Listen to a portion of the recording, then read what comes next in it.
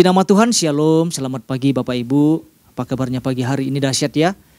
Hari ini kita bersyukur, kita bersuka cita karena kita boleh bersama-sama datang untuk menyembah. Kita boleh bersama-sama datang untuk bersekutu kepada Tuhan pagi hari ini.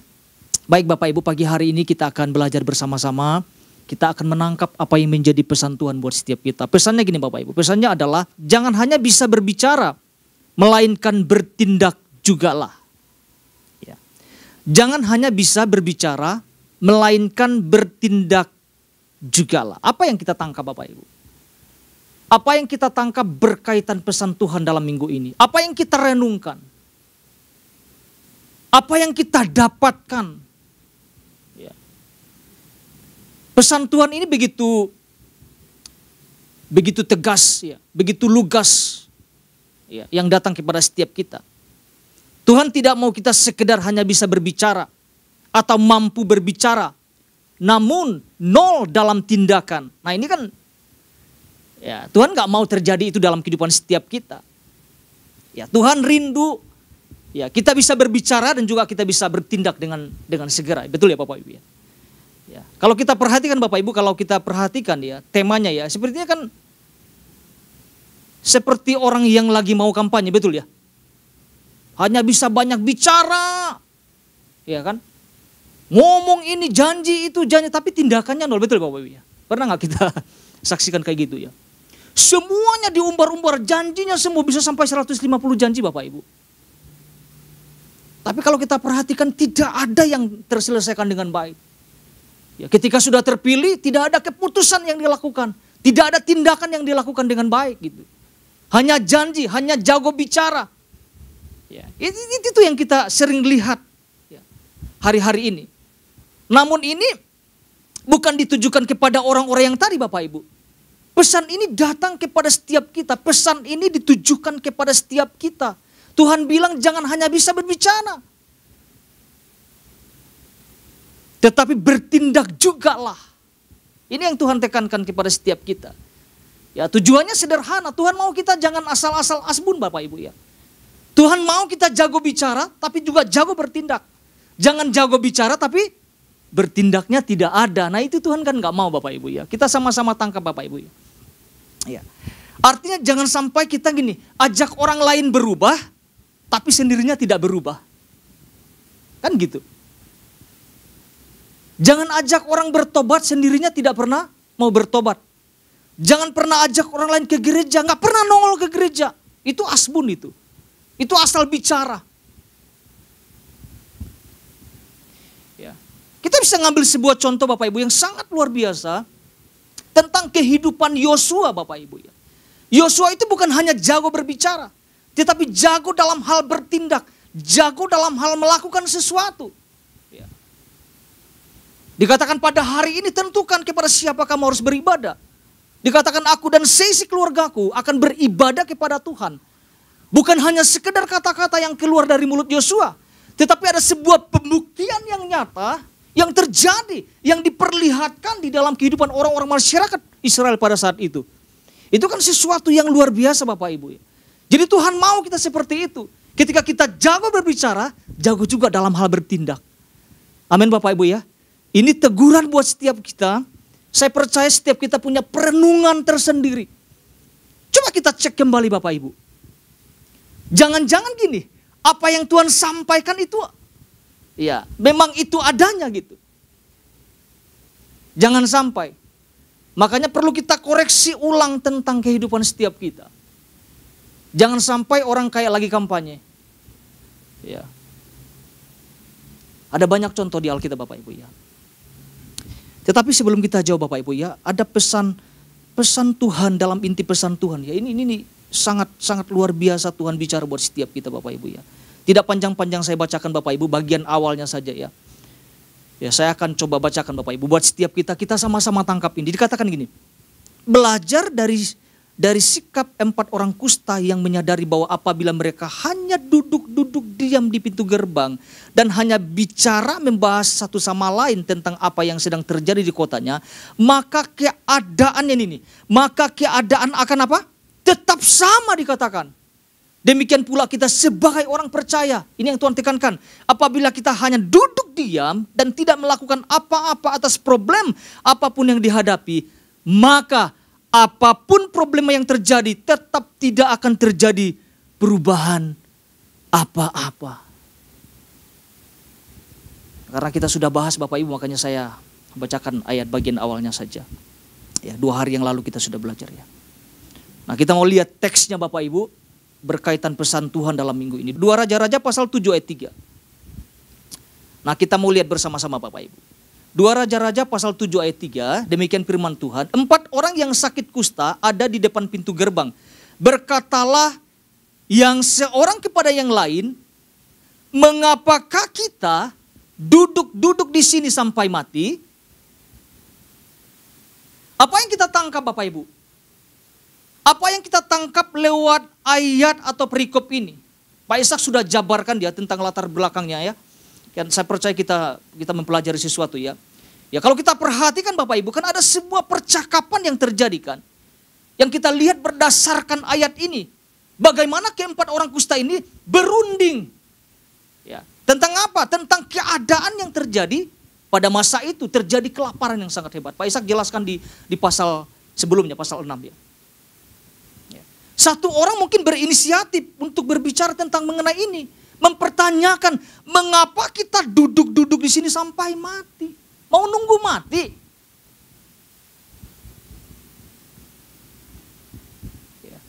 Bukan pilihan yang tepat ya. Kalau kita hanya duduk-duduk saja. Bukan keputusan yang tepat kalau kita tidak melakukan sesuatu. Hebat loh Bapak Ibu ya. Keempat orang kusta ini sungguh hebat buat saya. Dalam terjemahan lainnya dikatakan, apa gunanya? Apa gunanya kalau cuma duduk-duduk saja? Ya artinya nggak ada gunanya. Tidak akan menyelesaikan apapun. Kalau cuma duduk-duduk, cuma nonton saja, cuma merenung saja, cuma meratapi saja. Tidak akan terjadi perubahan apapun. Dan tidak akan pernah menyelesaikan apapun. Ya karena keadaannya sangat benar-benar luar biasa Bapak Ibu. Kelaparannya hebat. Ya, keadaannya memang tidak mudah. Bayangkan Bapak Ibu dikepung sama pasukan Aram. Gak bisa berkutik apa-apa. Karena dikepung pada saat itu, maka terjadilah kelaparan yang hebat ini. Iya. Perhatikan Bapak Ibu, yang lapar itu bukan hanya orang 4 kusta ini. Ya. Semua orang pada saat itu yang ada di Samaria mungkin mengalami kelaparan. Tetapi kita bisa melihat bahwa ada cuma 4 orang yang mampu bertindak di tengah-tengah keadaan yang sulit pada saat itu. Kan kemana yang lain kan gitu pertanyaannya. Ya. Nah pagi hari ini Bapak Ibu kita sama-sama belajar ya. Saya tidak panjang lebar Bapak Ibu ya. 2 hal ini sama-sama kita tangkap. Tentunya kita akan belajar dari keempat pribadi orang kusta ini Bapak Ibu. Yang pertama gini sama-sama kita pelajari. Agar setiap kita bukan hanya bisa berbicara, melainkan mampu bertindak seperti yang Tuhan rindukan ya Bapak Ibu ya. Yang pertama adalah jadilah orang yang berpikir kritis. Jadilah orang yang berpikir kritis di tengah-tengah krisis yang ada. Ya, saya ulangi Bapak Ibu, jadilah orang yang berpikir kritis di tengah-tengah krisis yang ada. Nah, berpikir kritis ini yang dimaksudkan adalah berpikir dengan jernih Bapak Ibu ya. Ya. Berpikir dengan jernih dan rasional. Mengenai apa? Mengenai apa yang harus dilakukan. Untuk apa? Mengubah sebuah hal yang kurang baik menjadi baik. Yang kurang tepat menjadi tepat.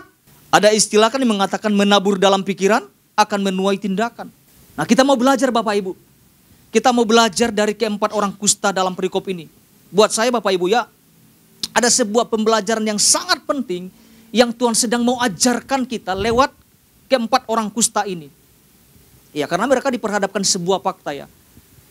Adanya keadaan yang sulit atau kelaparan yang terjadi. Ya.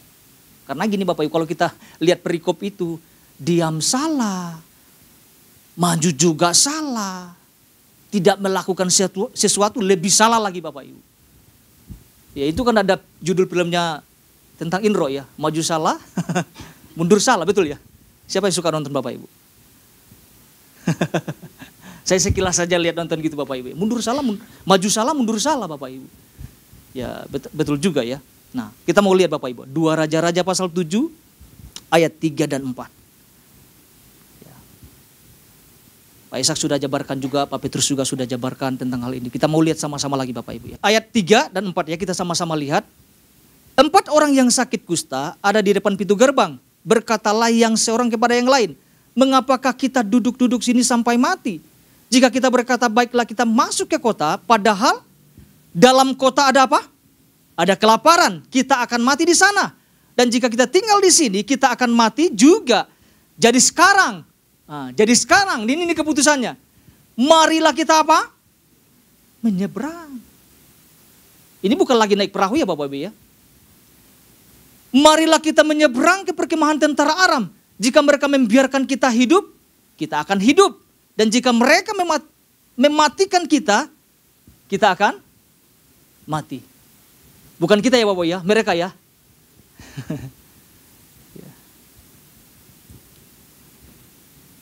Kalau kita mundur dalam satu pasal Bapak Ibu, ya Pak Ishak sudah jabarkan di ayat 25a, dijelaskan bahwa ada kelaparan hebat yang terjadi di Samaria selama tentara Aram mengepung kota tersebut. Nah, keadaan itu terjadi Bapak Ibu. Nah, dari keempat orang kusta ini apa yang mereka lakukan? Mereka coba berpikir.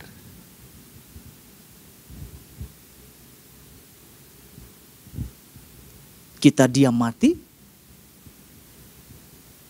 kita maju mudah-mudahan tidak mati, jika ada belas kasihan yang terjadi. Atau jadi serba salah yang terjadi. Tetapi kita bisa melihat bahwa ada keputusan mereka ambil. Ya, tentunya berpikir dulu Bapak Ibu. Ya, tentunya kan kita bisa lihat mereka bercakap-cakap atau berundi, ya, melakukan kesepakatan dan sebagainya. Bagaimana kalau kita maju saja? Dikatakan tentang ini Bapak Ibu. Jadi sekarang marilah kita menyeberang. Saya lihat arti lainnya tentang menerobos loh Bapak Ibu ya. Wow, menyeberang itu menerobos. Ini tidak mudah. Masuk ke perkemahan musuh, pihak musuh Bapak Ibu. Itu tidak mudah loh.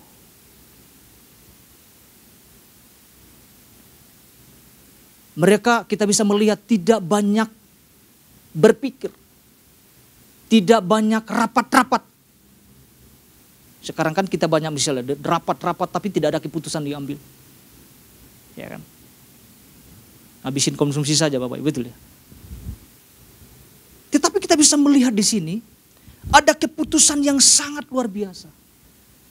Setelah mereka merundingkan dari keempat orang ini, tidak lama-lama, udah kita maju saja udah. Apapun yang terjadi maju saja.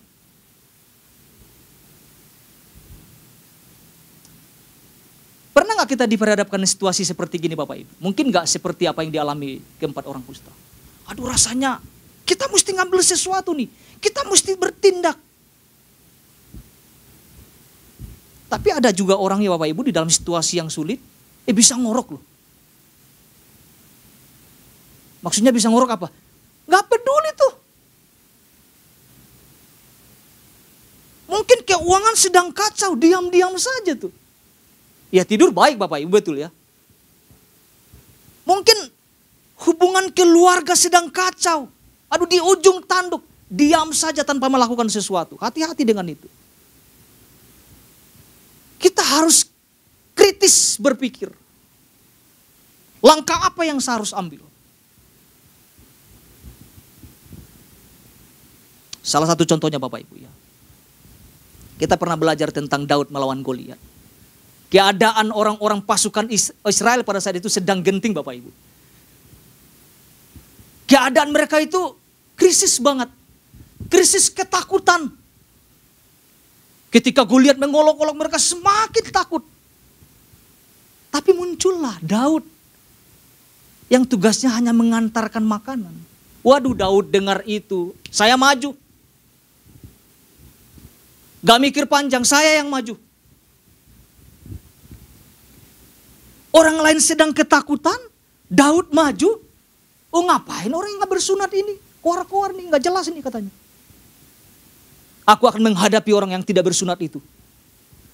Mana tentara yang lain? Daud melihat keadaannya sangat-sangat tidak memungkinkan memang. Tetapi Daud memutuskan sesuatu yang dahsyat. Aku akan maju melawan orang yang tidak bersunat itu. Bagaimana Daud ketika tiba dalam keadaan juga posisi takut Bapak Ibu.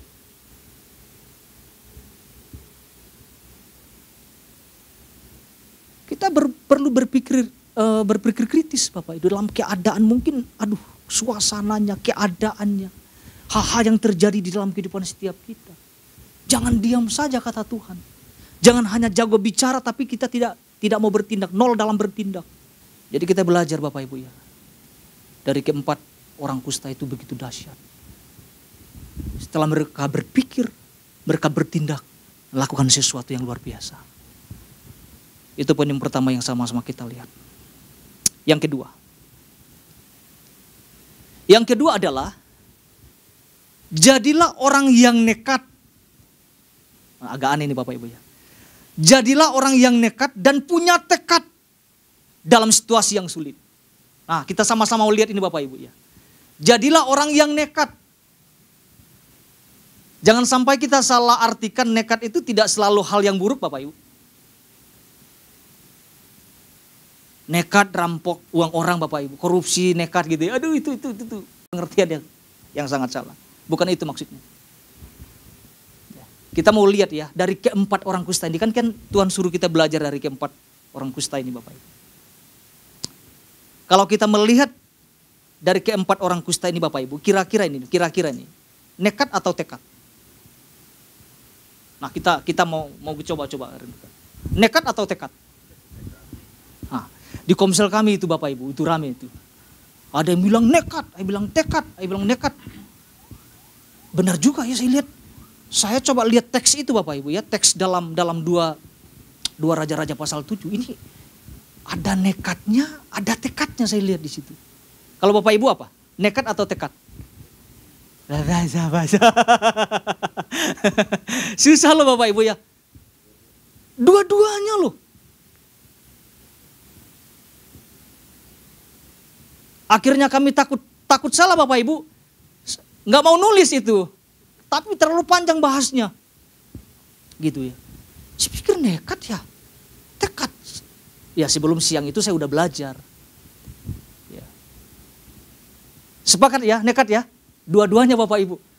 Ada nekatnya, ada tekadnya. Tapi nekatnya itu bukan sesuatu kayak orang merampok duit ya. Karena kita nggak ada duit, ngerampok yuk. Nggak gitu ya maksudnya ya. Itu saya lagi ngomongin tentang pemerintahan yang ngerampok uang rakyat Bapak Ibu. Saya mempelajari tentang teks ini Bapak Ibu. Kadang-kadang dalam keadaan yang sangat sulit. Membutuhkan nekat loh. Nekat itu modalnya apa Bapak Ibu? Nekat. Keberanian. Tekad itu ada pertimbangan loh. Ingat, tekad itu ada pertimbangan. Selalu ada pertimbangan. Kalau nekat apapun resikonya maju. Asal berani saja. Tapi Pak Petrus sampaikan kemarin kita juga harus berhati-hati. Harus tepat. 2 Raja-Raja pasal 7 ayat 4-5. Kita lihat ini Bapak. Ayat 4, jika kita berkata baiklah kita masuk ke kota, padahal dalam kota ada kelaparan, kita akan mati di sana. Dan jika kita tinggal di sini, kita akan mati juga. Jadi sekarang, marilah kita menyeberang ke perkemahan tentara Aram. Jika mereka membiarkan kita hidup, kita akan hidup. Dan jika mereka mematikan kita, kita akan mati. Ayat 5, lalu pada waktu senja, nah ini yang saya mau tekankan, bangkitlah, katakan bangkitlah. Bangkitlah mereka masuk ke tempat perkemahan orang Aram, tetapi ketika mereka sampai ke pinggir tempat perkemahan orang Aram itu, tampaklah tidak ada orang di sana. Nah ini saya mau tekankan kita sama-sama Bapak Ibu, bangkitlah. Bangkit dari apa sih maksudnya? Bangkit dari kebiasaan buruk. Yang ketika ada masalah sesuatu, duduk-duduk saja, nah itu tuh. Ketika ada sesuatu yang harus diselesaikan, tidur-tidur saja. Nah itu katakan bangkitlah. Bangkitlah, raihlah, selesaikanlah. Nah itu tuh. Dan waktu terjadi dari keempat orang, waktu mereka bangkit Bapak Ibu, apa yang terjadi? Waduh, itu sesuatu yang rasa terjadi.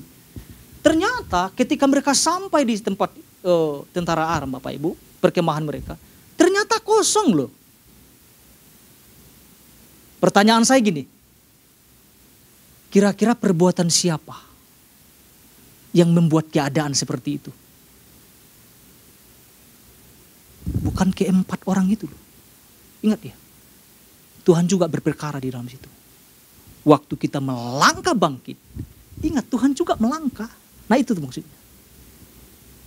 Tapi waktu kita diam juga, Tuhan juga diam. Waktu kita memutuskan melangkah, ingat Bapak Ibu, ada perkara-perkara yang dahsyat yang Tuhan sedang kerjakan. Makanya waktu mereka tiba di sana loh, gak ada orang. Di ayat 6 dijelaskan, ada gemuruh, ada suara tentara. Siapa yang buat itu? Itu Tuhan Bapak Ibu. Waktu kita melangkah, ingat ya, ada kuasa Tuhan yang menyertai kita. Dan kita akan melihat ada kemenangan yang terjadi di sana. Ada pembelaan Tuhan, ada pertolongan Tuhan. Pertanyaannya gini, kira-kira mereka mati nggak waktu mereka di tentara Aram? Kira-kira mati? Enggak Bapak Ibu. Justru nggak ada orangnya. Tuhan bisa buat nggak dalam kehidupan setiap kita saat ini? Percaya Bapak Ibu. Tapi kuncinya gini, waktu kita bangkit, tapi bangkit bersama dengan Tuhan. Bergerak bersama dengan Tuhan. Dan kita akan lihat jalan keluar yang Tuhan sedang siapkan untuk setiap kita. Dua hal ini yang sama-sama kita dapat pelajari Bapak Ibu. Yang pertama, jadilah orang yang berpikir kritis di tengah-tengah krisis yang ada. Yang kedua, jadilah orang yang nekat dan punya tekad dalam situasi yang sulit. Tuhan Yesus memberkati setiap kita.